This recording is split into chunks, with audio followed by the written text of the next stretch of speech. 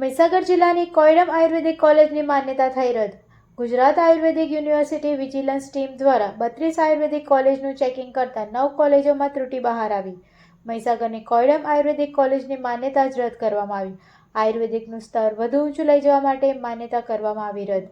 કોલેજમાં સ્ટાફ તેમજ હોસ્પિટલ જેવી અનેક સુવિધાઓનો અભાવને લઈ ગુજરાત આયુર્વેદિક યુનિવર્સિટી દ્વારા લેવામાં આવ્યા પગલાં. કોયડમ ખાતે આવેલ આયુર્વેદિક કોલેજની ચાલુ વર્ષની માન્યતા કરવામાં આવી રદ. ગુજરાત આયુર્વેદિક યુનિવર્સિટી દ્વારા કેટલીક કોલેજોમાં ખામી હોવાને લઈ પગલાં પણ લેવાતા તેમજ પેનલ્ટી પણ લેવામાં આવતી હતી. પરિણામે આ વખતે યુનિવર્સિટીએ એકાએક પોતાની વિચારધારા બદલીને અને સીટો કાપી નાખવાની કાર્યવાહી કરતા સંબંધિત વર્તુળોને ચોંકાવ્યા છે. Bite Jignesh Katara, assistant professor, Navpravah Gujarat news, Nisha.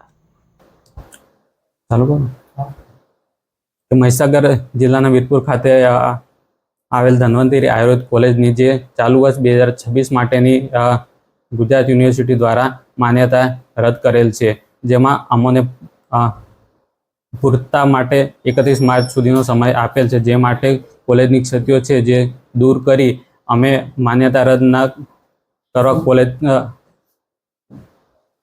College ખાતેથી વિદ્યાર્થીઓ દ્વારા જે રજૂઆત કરેલ છે એ આ વિદ્યાર્થીઓથી રજૂઆત કરવામાં આવશે અને અમને વિશ્વાસ છે કે અમારી માન્યતા ફરી રીતથી કાર્યરત કરવામાં આવશે.